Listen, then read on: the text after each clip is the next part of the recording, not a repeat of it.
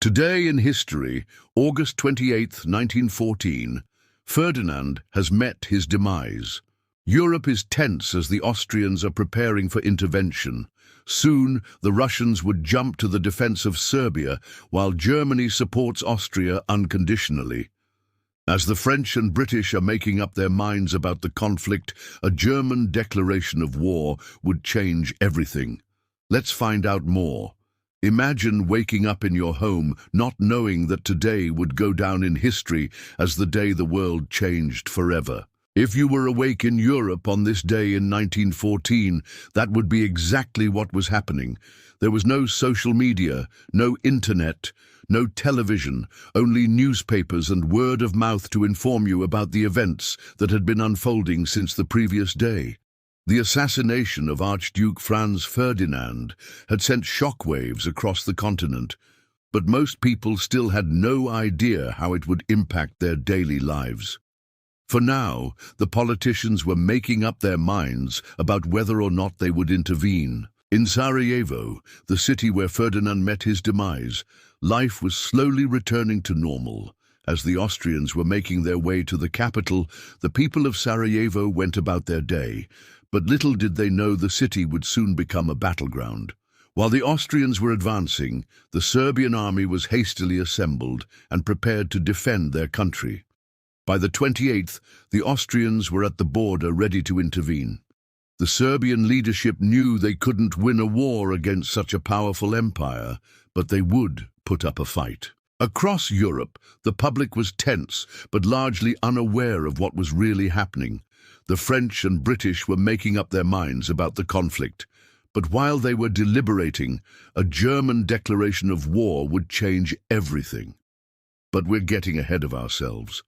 Let's return to the 28th. As the hours passed by, the people of Europe were going about their days when suddenly, boom, the news broke. The Austrians had crossed the border into Serbia. This caused a political crisis in France and Britain. They had obligations to defend Belgium, not to mention being tied to the Antwerp cordial. Still, neither country wanted to get involved in a foreign conflict. The British especially didn't want to get involved so soon after the Boer War, which had drained both their treasury and manpower. Meanwhile, in Germany, the Kaiser was making up his mind about the conflict. When he heard the news, he immediately summoned his chancellor, the Honourable Otto von Bismarck. After hearing the news, they knew they had to make a decision quickly. If they didn't, the French would come to the rescue of the Serbs, and if that happened, the Germans would lose their valuable ally, not to mention the opportunity to once and for all crush the hated Habsburgs. They decided to support Austria unconditionally. The Kaiser knew that with the support of the German Empire, Austria would be able to crush the Serbians. And then the real fun could begin. Across Germany, the people were informed of the impending war. They had no choice but to support the Kaiser. The war fever was catching on quickly. The French were having a much harder time coming to a decision. The public opinion was divided over whether or not they should intervene. There were also political ramifications to consider. If they intervened, the colonial holdings of the French in North Africa would be vulnerable to attack. They had to make a decision quickly, and the clock was ticking. By late afternoon, the French still hadn't made a decision. The Germans were becoming impatient. They had hoped that the French would come to their senses and stay out of the conflict.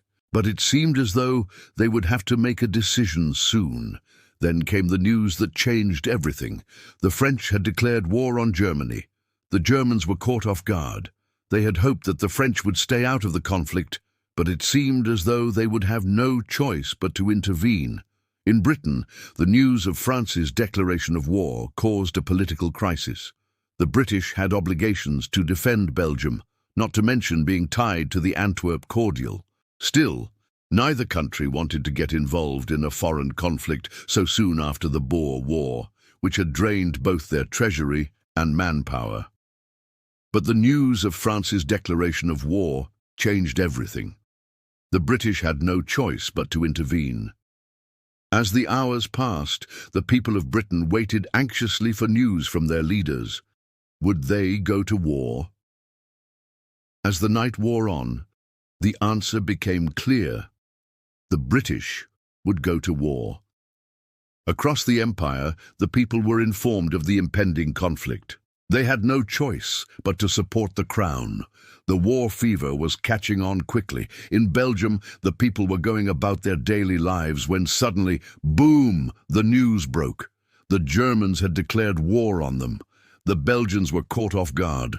They had no idea that the Germans would invade through their country. They had no choice but to resist. By late in the evening, the British had made their decision. They would go to war. The people of Britain were informed of the impending conflict. They had no choice but to support the crown. The war fever was catching on quickly. As the hours passed, the people of Europe waited anxiously for news from their leaders. Would they go to war? As the night wore on, the answer became clear. Most countries would stay out of the conflict, but the Germans were not satisfied with this outcome. They wanted more. Then came the news that changed everything. The French had declared war on them. The Germans were caught off guard. They had hoped that the French would stay out of the conflict, but it seemed as though they would have no choice but to intervene. In Belgium, the people were going about their daily lives when suddenly, boom, the news broke. The Germans had declared war on them. The Belgians were caught off guard. They had no idea that the Germans would invade through their country. They had no choice but to resist. By late in the evening, the British had made their decision. They would go to war. The people of Britain were informed of the impending conflict. They had no choice but to support the crown. The war fever was catching on quickly, and just like that, Europe was at war. The continent was divided into two opposing sides, the Allies and the Central Powers. The Allies consisted of France, Britain, Russia, Japan, and eventually Italy. The Central Powers consisted of Germany, Austria, Hungary, Ottoman Empire, and Bulgaria. The war would be fought on two fronts. The Western Front would consist of Belgium, France, and eventually Italy. The Eastern Front would consist of Serbia, Russia, and eventually Ukraine and Romania. The war would be brutal and bloody. Millions of people would be killed or wounded. It would be one of the deadliest conflicts in human history. But amidst all the death and destruction, there was still hope. The war would eventually end with the defeat of the Central Powers. Europe would be changed forever.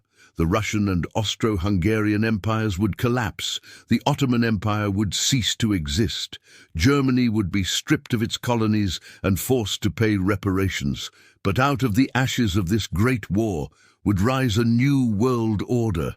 The United States would emerge as a global superpower. The League of Nations would be formed in an effort to prevent another world war. It would be a long and difficult road to recovery, but Europe would eventually rebuild itself and emerge stronger than ever before. We can learn many lessons from this horrific conflict. The first lesson we can learn is that war is never a good idea. It causes death, destruction, and untold suffering. The second lesson we can learn is that we should never repeat the mistakes of the past. We must always strive to find peaceful solutions to our problems. The third lesson we can learn is that we should never forget the sacrifices of those who fought and died in this conflict. They gave their lives so that we could live in a better world. We must always honor their sacrifice. So let us never forget the lessons of World War I. Let us work together to build a better world for all of us. Thank you. Now it's time for some fun. I've got 3 questions for you. The first question is, what do you think would have happened if the French had not declared war on Germany? The second question is, what do you think would have happened if the British had not come to the defense of Belgium? The third question is, what do you think is the most important lesson we can learn from World War I? Let me know your answers in the comments below. If you enjoyed this video, please like and subscribe. I'll see you next time.